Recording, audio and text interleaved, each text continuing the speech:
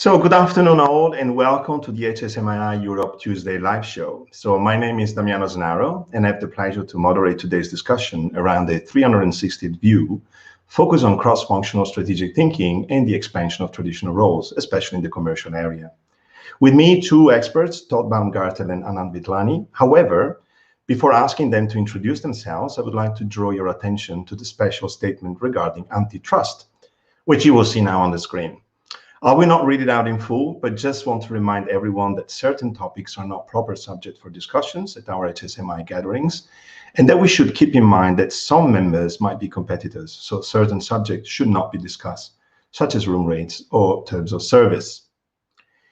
So a gentle reminder that the series Tomorrow Starts Now with HSMAI Europe are happening every Tuesday, and next week topics will be Create a High-Performance Commercial Team.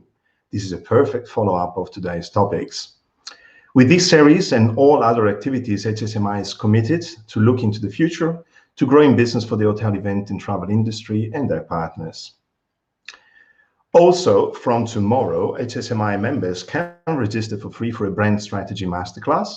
You see it right now on the screens. It's a 5 weeks program taking place every Wednesday from 2 p.m. to 4 p.m. Central European Time.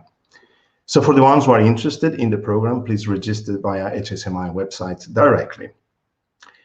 But let's kick off. So a very quick introduction about myself before asking Todd Baumgartel and Anant Vithlani to do the same.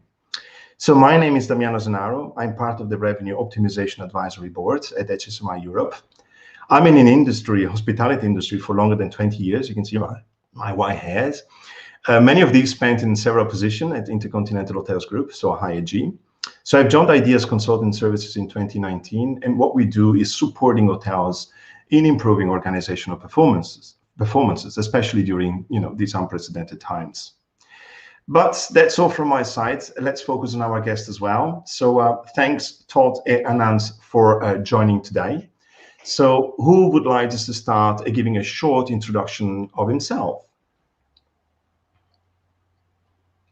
I can start. Hello, everyone. Please. Todd Baumgartel with Marriott, and I am currently located in London, and I have the responsibility for revenue strategy and analytics across Europe, Middle East, and Africa. And I've been in this role since about 7 years ago this month, coming from the US, where I've spent most of my career with Marriott.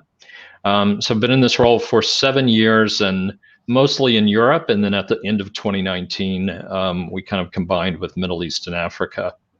So have that responsibility currently, but it's great to be with you. Thank you very much, Todd. Anant. Yes, and my name is Anant Vithlani. I'm Vice President Sales for Nordic Choice Hotels. We have around 200 properties in the Nordic region. And I've been in this position for almost 5 years, but I've worked for Nordic Choice for almost 18, 19 years now. So it's gone quite a long time with different positions. But I've always been in sales, and it's quite interesting topic today. So I've been in one of these silos with a lot of silos in the industry. I've really experienced that. So I've been one of the sales silo.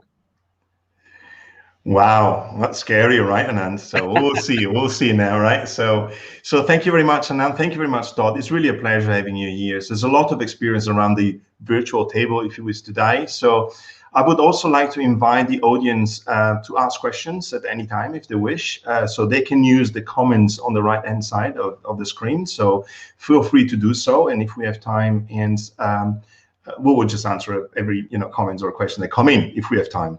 So I would say let's start. I mean, and I'm very pleased to see, two very experienced, people today, because, we are going through a very unprecedented times. And while we probably experience crises here and there, I think Todd and Anant and myself too, this is really unprecedented, right? So that's absolutely the case. So really, this COVID-19 forced all of us to change the way we operate, the way we sell, the way we collaborate. So it really seems that doing more with less has become imperative, in today's market conditions. So part of this goal is focusing more on data-driven decisions and technology. I mean, that's really we're forced to do so, right? So this is applicable for brands, for big brands, for small brands, and for independent hotels. So to give you an idea, so in the next year, it's estimated that $1.3 trillion IT spending will be directly or indirectly affected by the shift to cloud by 2022. So it's a big number, right? So the question is, how is data analytics and technology impacting commercial traditional roles in our industry today? So how is Marriott, and in this case, Nordic Choice, reacting to it? So maybe, Todd, you want us to kick off, considering your current and past roles in data and technology and revenue management. Sure. No, it's it's been a really interesting 13 or 14 months. I think whether you're at a property level or at an kind of above property organization, data has been so important to us for such a long time. What we have seen, at least in our company across the last year, is that I think that shift of how we use data and kind of that balance between looking at historical performance and more forward-looking trends and booking activity, that balance has shifted, obviously more forward-looking than ever before. Prior to COVID, we had a lot more ability to predict what was going to happen. We knew seasonality, we knew what source markets drove our business, what segments of business. And I think we're all faced with kind of understanding how this business is changing as we come through this recovery and demand starts to return. And so we're really trying to use data to kind of understand that recovery and what is changing about our business and our customers. And then trying to be very methodical and strategic about the especially how we spend our money from a marketing perspective, and being very cautious about where do we spend it and where do we take things to market. And so we are doing more with less, and so we have to be really mindful of that. And we're trying to use data to help us with that. So that's a couple of areas where we have seen a big shift over the last several months. Excellent. And Todd, did really impact as well the roles, the traditional roles? I understand there's a lot of data analytics now looking forward, especially looking forward rather than historical. Did this really attention to data and looking forward, did actually change some of the traditional roles that you were used to have inside your team or Marriott's team? I'm not sure it changed the roles so much. I think it changed how we collaborate across the commercial team. And I think it also changes, I think, just the focus that you give certain things. So, in the past, like I said, we kind of knew what to expect. We had our priorities, we had our tactics in place. I think now, because we're all trying to watch how things are going to respond and rebound, we're trying to do more by really kind of joining together to kind of understand those tactics, make sure they're on the kind of those assets are built and ready to go. But we've got to watch what's happening in the current business climate and then be ready to kind of pull that trigger. So I think it's just changing our focus on that and how closely we're working together. And I think we're doing much more of that over the last year. Sure. No, I see that. So, Anand, is it happening the same in Nordic Choice, or do you have a different experience? Or well, I'm not sure if I have a different experience, but I think we have the same experience. The old data which were used previously was so predictable, and now it's totally a different scenario. And I think if you talk about the roles, what has happened. Normally, when you have a family, if you're fighting between each other in a family, you keep on fighting until there's an external enemy. And in this case, we had an external enemy, which is COVID, which forced our roles to actually collaborate. So that's what I totally agree with Todd. The roles haven't changed because there is a need of sales. There are a need of revenue management. But we need to collaborate to manage the new enemy, COVID. And especially if the data, we have been so data-driven before, the data we have now is difficult to predict, but also we need to add on different perspectives. I think previously we didn't look to external factors so much as we do now. So the macroeconomics facts, the restrictions, how borders are closed, open, it does affect so much. And I guess Todd has the same. We look at how many vaccination, the schedule, when will people be, how much vaccinated we predict, when travel start again, and of course the analog part is still important. So we also talk to clients. So you can't just lift the phone nowadays and ask clients when we'll start book again. You need to understand what are their situation. Customers now, they have our ROI on travel. They have understood that so many meetings and travel they did earlier, they can manage their task without traveling. So they are looking into different. So we need to help revenue to add on that knowledge so they can predict. So we work much closer, more like a team. But we also force, because since it's COVID has forced us to, a lot of us, to reduce our amount of people. So we are so much fewer people, so we help. So for example, in my company, we have a really good guy from revenue department working with us for sales to managing the corporate agreements right now. So we work cross functionality. We help each other out in different situations. I'm not sure if revenue will use us in sales as much we use revenue, but I can see that Todd is smiling. But I'm quite sure that my colleagues get a lot of help from me as well. So I do some of slides in his presentations, for example. So no, I think the sales piece is critical, because I think we're all, it's when you don't have those sources of business, like we all know that kind of that long haul international travel is missing for most of us right now. So we are looking local. We are looking at every account that's in the market and it's in the location. And I think we're all looking at, accounts that maybe we didn't do business with before for various reasons, might start to look different in this environment. So I don't think that's different than what anybody else is doing, or any of our competitors. I think we know that there is some travel happening, and it can really mushroom overnight based off of a travel corridor or something that opens. So I think it will be a pretty competitive environment, but we've got to understand from a sales perspective that account piece, and what that sentiment is around business travel and group travel. And forecasting is one of the hardest things we can do right now, beyond probably the next 3 to 4 weeks. And so really kind of understanding where we think our certain segments of business will go helps us, in our planning.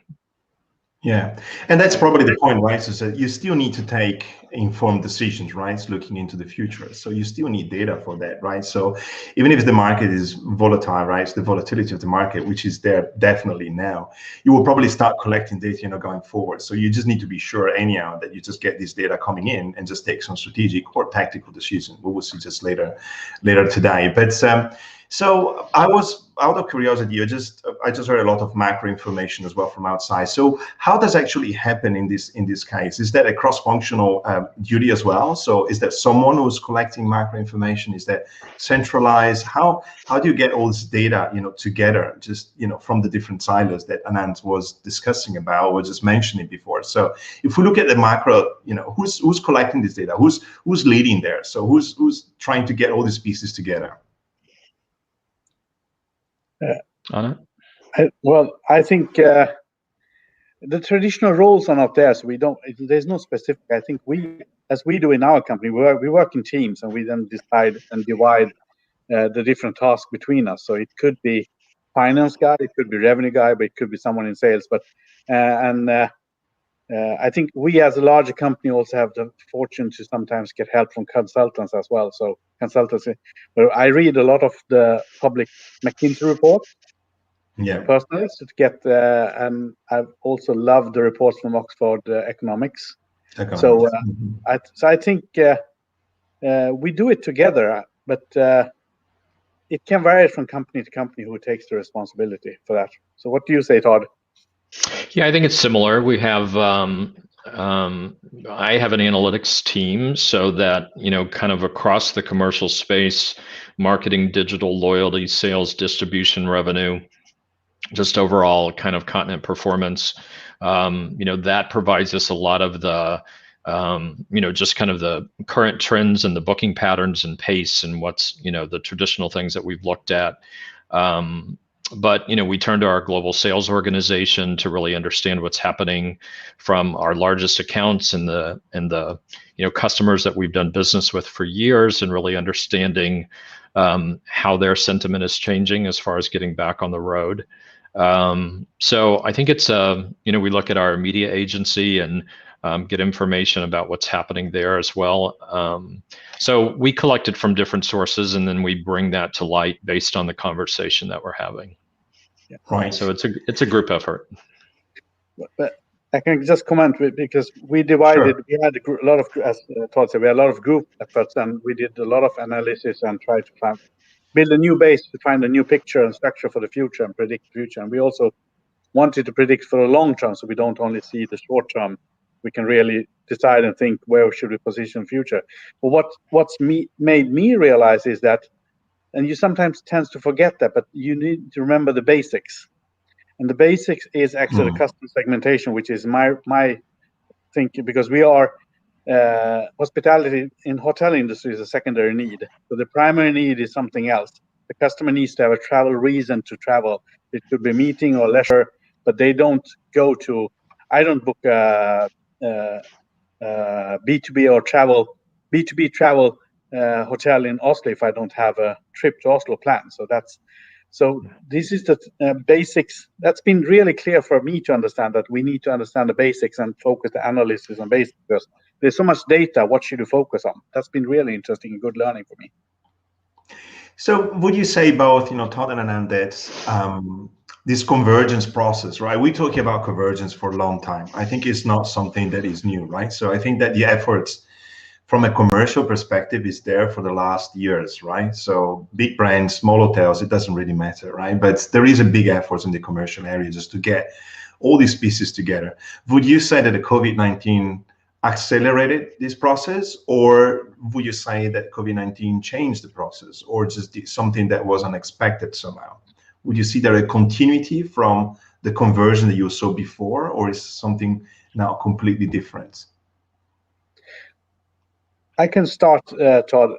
Sure, go ahead. All of us talked about this for many years, that we should work much closer and we should synchronize our work. And there were a lot of ideas, but it never became reality. So this COVID has forced us to join forces to be able to get out of the situation and maybe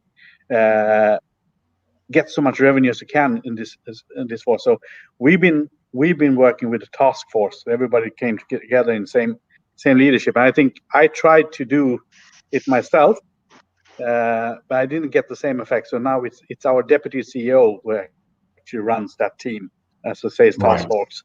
So I think it's on high management levels that we do that, but we have actually joined the forces. So I'm quite sure that this is here to stay.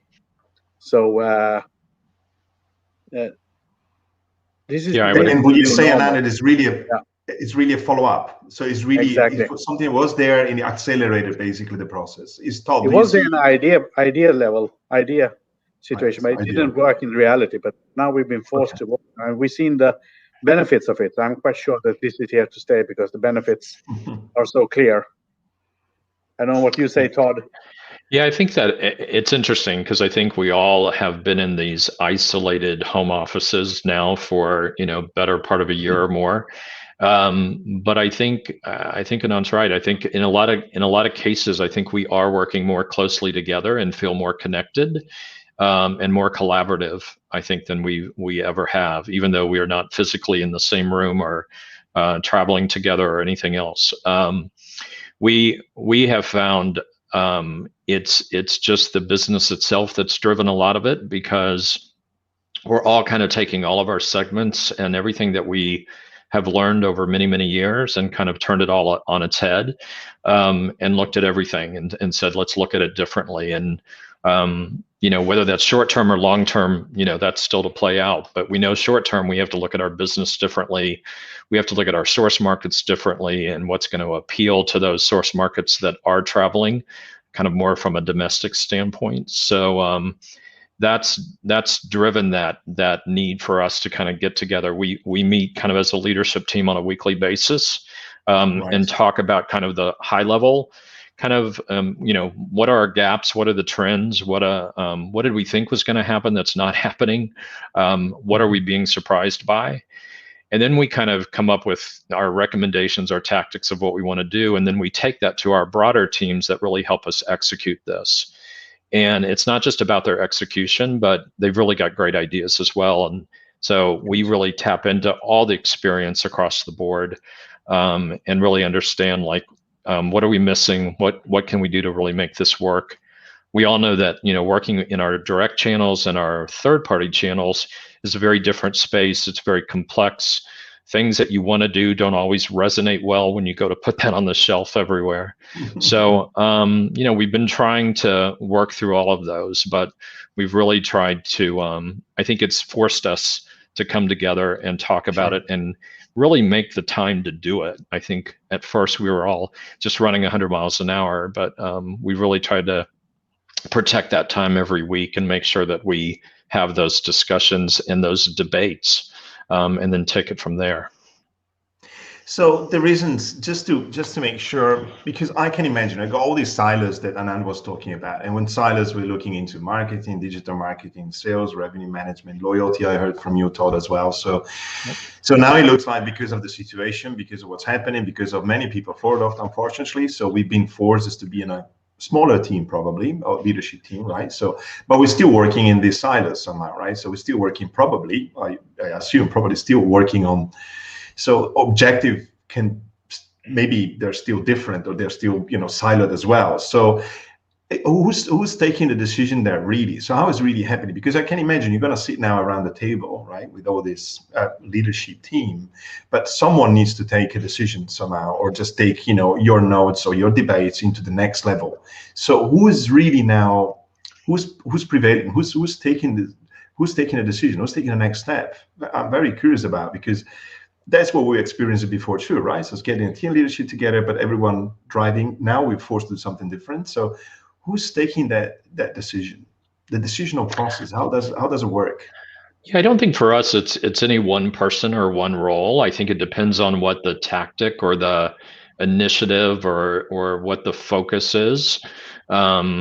So obviously, if we're doing something in loyalty, then we have, we have a team, and I have a counterpart that manages the loyalty piece in close conjunction with what we're doing from a loyalty standpoint out of our corporate office. So, so they're probably going to lean in more and take the lead, or make the, more of a driving decision about what we do and what we don't do.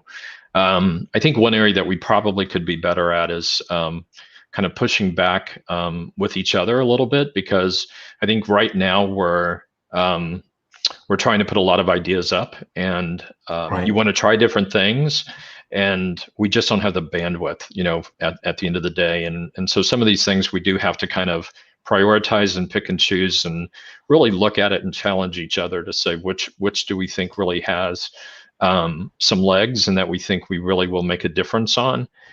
Because we're not able to do it all, even though it may be an interesting idea, or in normal times we might have had the team to be able to go out and try something like that. But right. I think we're still not there yet, because we have so much just activity and changing dynamics right now that makes us kind of toss a lot of things up in the air right now. Yeah. I agree with you. I think the scarce of resources also forces us to work together. And there's we have developed, maybe we already had previously mutual respect, but I think there's been a mutual respect combined with a total overall perspective. So, and when you take that in consideration, I think the decision is, if there's a decision in the corporate side, I do normally take the decision in the group, or take the lead. But if we have a very nice and open discussion, and I also several times get a lot of arguments why we shouldn't do this and we should do it in that case. I think we challenge and develop each other. But so if there is a decision that is in conflict, our deputy CEO takes the decision, or someone in the management, upper management. But right, it works quite well. Right. Well, it sounds like there is an advantage in or at least a positive effect, if you wish, And I think it's not the only one I see facing such a difficult times, right? So we thought, we spoke about convergence in terms of, silos, in terms of roles and so forth. I think that maybe as well some KPIs changed as well. So I don't know if these, if we thinking strategically as well, and we were used to have some traditional KPIs, and I'm talking probably more holistically, like the RevPAR, RGI, and all these metrics. So I don't know if you see there as well a change. When you just get together, you're going to discuss together with the different silos together. We know that the silos were working, towards some of their own KPIs. So did the way of measuring as well, or indexes, so yourself, that did really change as well for you? So are you moving from a different, metrics than it was before? So Todd. Yeah, I think the short answer is yes. So some of the things that we relied on heavily, or that have been kind of standard, I think, in our business, when we look at RevPAR index right now, our market share, that's a difficult metric right now because of closures of hotels, because whether you had quarantine business in your hotel or your competitors did. So we do see that RevPAR index is difficult, especially at a kind of a continent level. I think at a hotel level, it still can be very important and a critical indicator on how you're performing against your competitive set as you come out of this downturn. But there's a lot of challenges with that data right now. So we've got to look at other aspects to try to understand how we compare with the competitors, and that's not easy outside of that metric. And again, I think we're very goal driven at Marriott. I'm sure that's not new to a lot of people, but I think the whole goal setting process, whether it was from our corporate office down to our continent, down to our hotels, difficult to do this year and in this environment, but we still felt like it was important to try to set something to reach for. And then that also helps us think about the tactics and the initiatives and the priorities, that if we're working on something that really doesn't tie back to one of those, then is it the right thing to be working on? So that's kind of how we've approached it in the last few months. Yeah, that was good insights, Todd. I feel that we have the similar situation, but to be honest with you, I also would like to admit that in the past we had different goals, and sometimes it was actually not synchronized to the overall goal. It wasn't beneficial. So sometimes we, in my side, or we could have not reached our target, but everyone else had reached the targets. There might be something misconnecting, or if I reached the targets, otherwise. So what I said earlier, I think this crisis has made everyone to think about basics. So what's the basics? And the basics is the P&L. So we really try to connect the targets to the same basic target and connect it to P&L and segment. So and I feel that we are now on our track to have synchronized targets over cross silos, which will help us to think of each other functions when we take our strategic decisions. But it's going to be interesting when things get back to more a hectic day, when when business comes back in a very quick. Hopefully the vaccination will lead to the business will start to jump, and then so we keep up this holistic perspective and targets, which is synchronized. But I think that's the key for the future, to kill the silos. Yeah, because I think, what happened is that when we were just running with our, fantastic occupancy, it was, the focus was not necessarily down to the bottom line, for example, or down to what we heard about acquisition cost as well, for example. So, all around the distribution landscape. But there was always a talk like the convergence, right? So we're just ideal, we just need to check and see. So I think that's what happened in the last year. It forced as well just to probably look more granular as well into reservations. And I see you both knowing. So I think the granularity is back somehow. I was wondering really, Todd and Anant, if there is any emerging, KPIs or emerging index that you're looking at. So I'm just thinking about is it more about the net RevPAR now, or the GOPAR, or the GOP, as I heard P&L, so it will probably be. Is there anything specific that is emerging very strong, or is still kind of understanding, what's going to happen in the next weeks, months? Well, I think cost of sales was important before, but it will be more important for the future because special business travel will be squeezed for a long time. And cost of sales, intermediaries, OTAs, all these costs will be much more taken into consideration. I think if you go back to basics, it's all about the price point, the net RevPAR you get actually. But you need to add on the long-term perspective as well there, so you don't have. So maybe it's net RevPAR or lifetime customer value, and I'm not sure, but cost of sales is definitely a key indicator here for the future. Yeah, I think what's interesting about cost of sales for me is that we could see in some locations, in some places, some real shifts in business mix, and so I think most people understand that your effort or that cost of sales based on the segment that you're going after, sometimes there's a high cost to try to move a segment, a marginal amount, and other things you can move more quickly with lower cost of sales. So I think as we really start to understand what the long-term impact of just travel in general will be, if we're having to kind of dig deeper into building other segments or growing other segments, there may be a cost, to that, because we may not have the right people in place or the right efforts in place that might take some investment. It's interesting. I think RevPAR for us in these, I still feel like we're in very early days of recovery, especially in Europe. And one of the things that, we would report on occupancy in the past, but we really look at occupancy right now because it's our first kind of indicator of what's happening. We're looking at booking activity and reservation activity, and how does that compare? We've thrown out kind of 2020, and I think a lot of us are now comparing to 2019 to kind of go back to that, last normal year. But we're just looking at some of the basic stuff right now as we start to come out of this, and I think that'll just evolve as business gets better and stronger. But some of the basics right now, I don't think we're doing anything really largely different at this point. Damiano. Here we go. Yeah, I've seen it. So, I was thinking, I heard a couple of times as well, the competition, the competitors, right? So I'm also wondering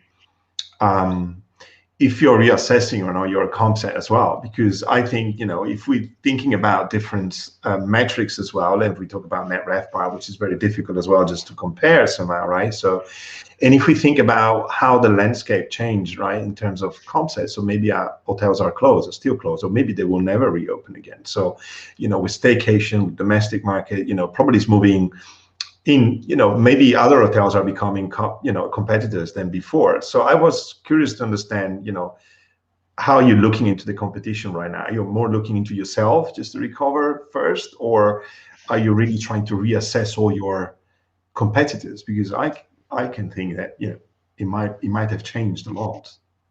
Yeah, I think in some cases it will just be based on the nature of what's traveling, right? So we may have a market that has both kind of city business hotels and beachfront, more leisure hotels. Well, those leisure hotels are doing really well, and those business hotels are not doing as strongly because the business travel and the group travel hasn't really come back to any material level. So there may have been a mixture of that in your comp set. So that in and of itself is going to change the dynamics of that market share or RevPAR index. But I don't think we're making kind of long-term unless we know a hotel is closed permanently. And so I think there'll be more of that, or things may reflag under a different brand or whatnot. So I think that'll just be normal, and we'll have to deal with that as we go through. But right now, it's just kind of understanding like the business mix in your market is different today, and some hotels are benefiting by it, and some hotels are not. And so that whole competitive landscape changes because of that mix. Anand, do you see something similar with your? Yeah, I see something similar. We've been discussing if we should change the comp sets. If we previously had some international, we are very strong on the Nordic market. So we have very strong on domestic and Nordic business, which is positive for us. But we have some hotels in certain markets which is maybe having 90% of the occupancy for international market. We can see that they are suddenly competing with us, and it's seen as a different competition. So maybe we are discussing to change some concepts, but nowadays we look at more market figures to compare and see how we are performing. So I agree with you. It's difficult to follow the RG index, but still it's a good indication. And we can also see, I think SDR is the one who's actually saying that they can clearly see those who take market share during the COVID will continue to take market share when it's when the outbreak session. So we follow those figures definitely. Right. Yeah. So if we go back now into our convergence and our different roles and the functional strategic thinking, if I look at the future right now, and I'm thinking like what should a commercial leader, what kind of skills a commercial leader should actually have looking into the future? Maybe it's too early. I understand that we're just dealing with this very difficult situation. We all know we'll probably go more savvier after this year for sure. But how do you see evolving this role then? If we're looking about commercial, so we've been forced to get together now. There will be a leader there. There must come a leader at a certain point in the commercial area probably. What skills does he need to have? She needs to have? How do you see that? And I'm talking about brands, big brands, smaller brands, or even cluster, or even independent hotels, if you wish, because we still have silos, especially if the property is big. You still have your marketing stuff, you have your digital marketing, your sales, your loyalty. So what kind of skills does a commercial leader needs to have going forward? It's a very difficult question, and it's interesting. I saw during your introduction that next week's session is with Anders Johansson. Yes. I think he will talk about these questions as well. But I've read one of his white papers, which I really like, because I think I've been telling you about the basics. So we need to understand the basics, which is where does their business come from? Who is the customer? We need to understand the customer cycle, the customer buying process. How will the buying process change? How has the buying process changed during COVID? So, for example, the corporate clients, how will they negotiate? How is the RFP process? Will they digitalize their buying process? So on and so on. So I think if we understand the customer segment, and how the customer works, then we can meet the client, and it should be outside in perspective than inside out perspective. So if you have someone just totally hotel driven person, which is only have the hotel perspective, you won't be able to get the customer's perspective. But you can't be totally the customer's perspective as well. You need to understand. So it's some kind of matching, and that's why I think this is a very complicated question, because I believe you need to have a lot of everything. So you need to also understand the distribution, which is quite complicated in our world, and that's why the basic thing. But the basics is actually maybe net ADR, so you understand what's the income you get per each client. So you need to have both analytic and commercial skill, but also the outside in perspective and understand operation. It's quite complicated role, I think. A Superman. I'm not sure if there is anyone. What do you say, Todd? Really, talk about your unicorn. I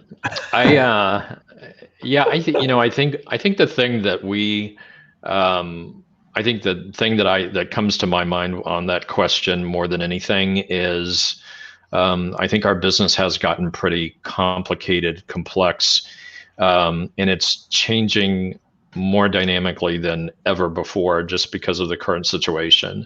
So I think what I find is that I think the leaders that kind of excel, or the people that are kind of standing out, are those that can kind of embrace what's happening around them, but really be able to not only kind of set the direction of where a hotel or a brand or any, whatever the organization is, where it's going, but really have the ability to tell the story to an owner, to an operator or whatever, because I think that's the space where we struggle. I think, digital marketing and some of the OTA space, and, what channels are, easier to work with than others, and how to rates display and all that comes with it. It's a pretty complex world for us who work and live in it, but then to be able to articulate it to an owner or general manager or whatnot who is responsible for that unit or property, I think is something that we struggle with a bit, to really kind of to make it kind of resonate with them that we are on top of what we're doing. So it gets technical really fast. And so I think people that can be able to describe that in such a way that people understand it and feel that they're supported is important. Todd, I think it's a very interesting angle where you just, what you're saying right now around tell the story. I think that's probably one of the, maybe it's one of the new skill that is probably always been in the past. I know, so the one that really emerging, they're very strong in telling story too. But with all this data as well that you think about, right? So all these analytics around. So you might have a data analyst, you might have data scientists, you might have really everyone there. But if you cannot really explain or just make it easier or just make it simple to an owner, like you're saying, from a brand perspective, for example, but even for smaller hotels, I mean, that's a new skill. That's very interesting. So and I know it's not always easy, right? So we can put it down on the new skills for the commercial leader. So storytelling, or at least create a story around whatever it is the complex word that we have. So that would be good to have. So please, from the audience as well, if you have any questions or comments, or you would like to ask, please feel free just to drop your comments or your questions. I think is in the right hand corner, up corner, I think, where it is comments, if you're following this from YouTube. So okay, so what do you predict is going to happen, Todd and Anant, in the next? I understand is the best guess probably. So, but what do you see happening in the next months, from a structural point of view? So you continue to work, are you working today? So are you identifying maybe different, so you're projecting something different, you're thinking or planning something different around the commercial area? So how do you see the next months? What's going to happen? Well, I think from a structural, we will keep on join forces, because the light in the tunnel is getting stronger for every jab or vaccination given to any person. So we will keep on join forces to get us out of this crisis, and together. And I think it's not only about join force. I think we need to join forces within the industry, all hotels, all airlines, everyone in hospitality, join to actually make people travel again. And it is a lot about, because since leisure travel will be the first, I think it's what Todd said, we need to start to tell stories and make people get the feeling of, now I should travel and feel the confidence. So we will accelerate together out from the crisis. But I think the next step will be, how can we keep up the learnings we had from this crisis to work together? And I believe that common targets will be key, because as Todd said, they are goal driven. I think everybody in business are goal driven. So relevant goals will keep us in silos. That will definitely be key for structural. Yeah, Todd, you see the same? Yeah, I think, I think it is. I think it's, I don't know organizationally how things will change. I think it just depends on how the business, changes over time. But, it's just how we work together. I think, I think we need to be quick, be okay to fail sometimes. So when we try different tactics and things aren't working because, we're going after a new slice of the pie that maybe we haven't, played in before. we've got to be really quick to kind of assess and tweak and adjust. And if it isn't working, be nimble enough to change direction and change course. I think that'll be the thing that will really, I think, play out over the next 12 months at least, just to see how things come back and what, the plans that we've made, how will they be successful? And for those that aren't, what do we do differently? And what do we learn from it? Yeah, and I think you just mentioned two keywords here. One is I think is the agility, right? So I think it's just learning, just being sure that you can adapt quickly, and if you and try. And I think that's something that the hotel industry as well usually is a bit reluctant, like a bit of a technology, like the data, right? So it's like, we need to fail maybe to understand, and we shouldn't be, fearing of failing, right? So that's a big point, and being humble as well, right? So just making sure that we take the situation as it is, and we just build from probably the basic, like you said, Anant. So just start from scratch. The only thing I'm just a bit concerned here, and I'm hearing from you, Todd and Anant, is that, we saying this every time we have a crisis. And I'm honestly, I just went through, 2-3 crises, right? So not as big as this one. But every time we go through a crisis, we say we should learn from the past. And I think the convergence was there, and I think the cost of sale was there. So I hope maybe that this time is the right time, because we need a change, right? I believe in this case, because it's too big, the crisis. I don't know if you experience the same, but we're discussing this every time there is a crisis. So yeah, I believe that there will be a change, because normally it takes 3 months for people to change behavior. And now we have over a year. So I'm getting used to my revenue colleague, Pierre. We are really good friends. I think almost the best friends. You know him even better than my wife nowadays. So I think that's the point. So the silos are definitely kills. Hopefully it will be stayed for long term. Yeah. We have a very good question. Yes. I was looking at it right now, Anant. So I will read the question, and please, Todd and Anant, feel free just to jump in. So what strategy will you consider if the business group segment doesn't come back? I think this is a good question, Todd. We have to be careful so we don't say anything, so we need to be careful what we say. But I think this is, as you say, group segment will not come back in the same shape.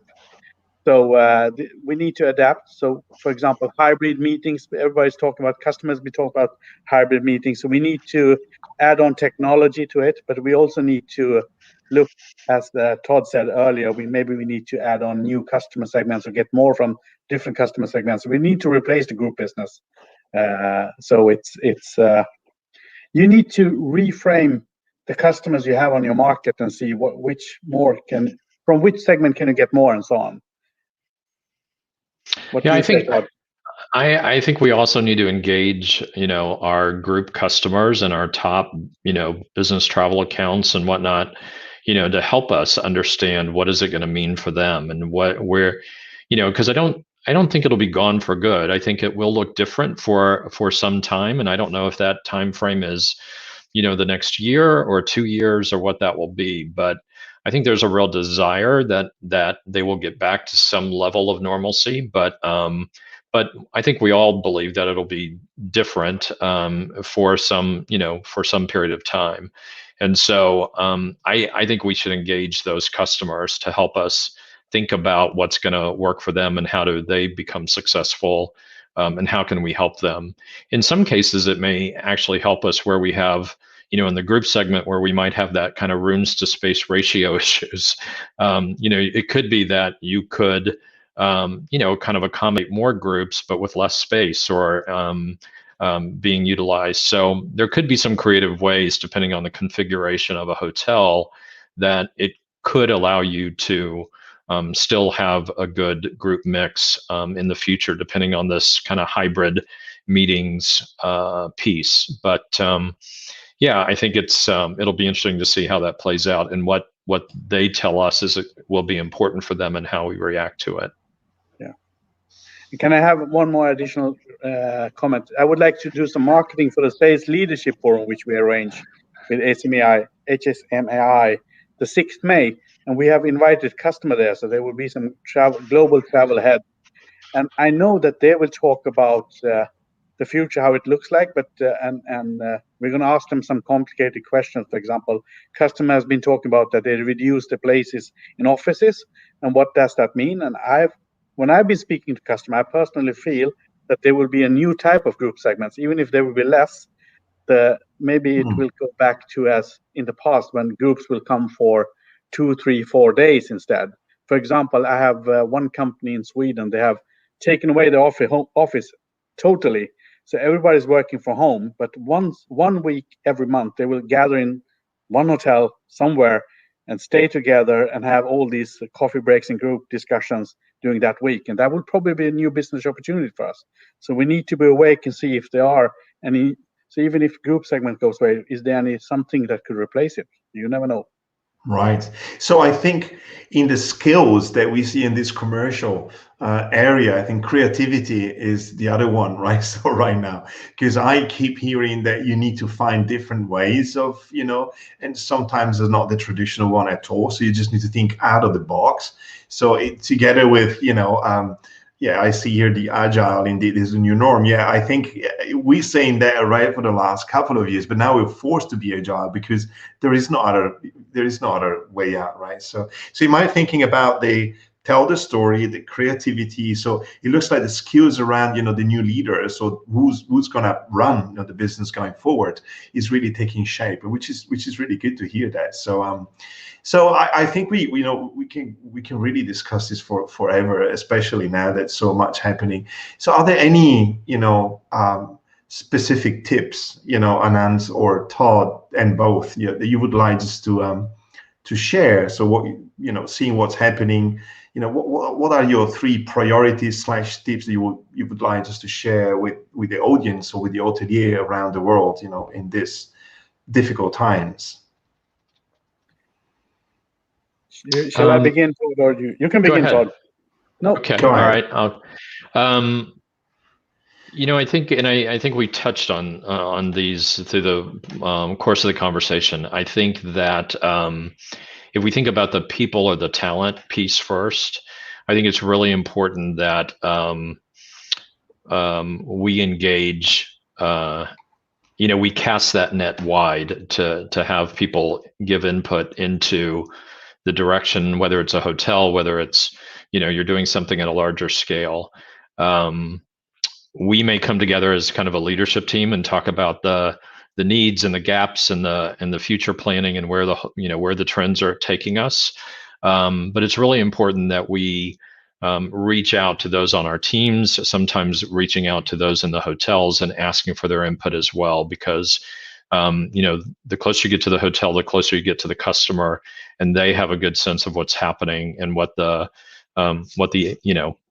are seeing, walking through their door, or as they talk to their customers in the local market and whatnot. So that would be one. Just make sure that when you're really thinking about those tactics, really kind of cast that net and get input from everyone. Operations, a big piece of that. Some of the things that you might want to try, you've got to understand how it's going to work operationally in your hotel. I'd say the second would be around just really how do you measure success of what you're going to be working toward? So you're going to try different things. You're going to try new tactics. I think it's important to figure out how you're going to measure it. I think you gain a lot of credibility, whether it's with a general manager or whether it's an owner, to make sure that you come back and go, look, we tried this and we've been really successful. We're going to really double down here. We tried these 3 things. They didn't really take off. We're going to let those go and we're going to do something else. But I think it's important that you measure success, you report on it, and you adjust your thinking as you go.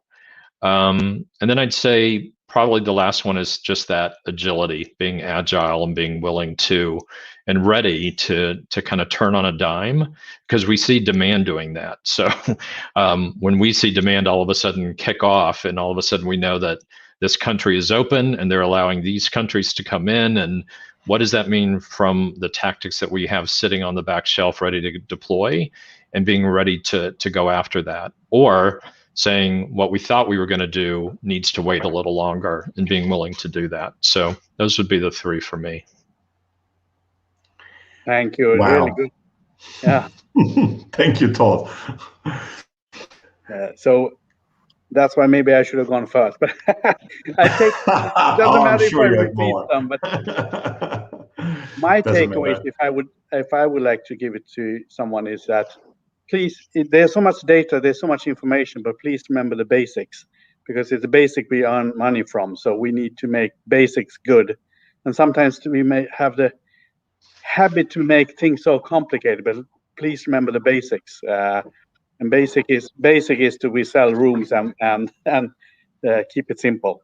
The other thing, I think, to kill the silos for the future, we need to have common targets.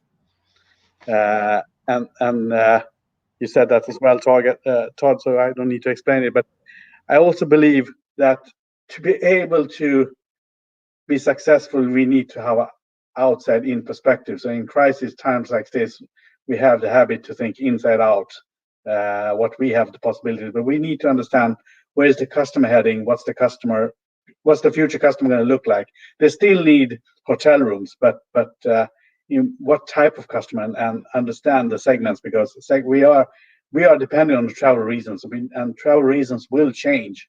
So will it be a business travel, or will there be a business meeting for a week? As I said, the customers' behavior, offices, their needs change. We need to have the outside-in perspective. So over to you, Damiano.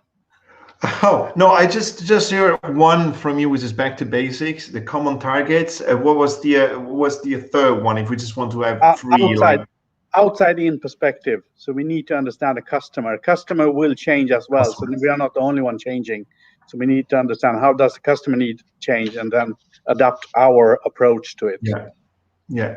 I really tend to share the same in terms of, customer centric, and it's something that we're saying for a long time already, and it is not that easy as we think, because it implies a lot of data points as well. It implies the way of understanding, and we know how complex now as well the distribution landscape can be. So I think I tend to share on that, really, on that point in terms of customer centric. It's fantastic. I just got like 6 points here that we can actually build and start. We'll see in the next crisis. We hope you're going to be in 20 years' time, right? So, but if with all these points, we're still discussing these 3 points of something really moved ahead.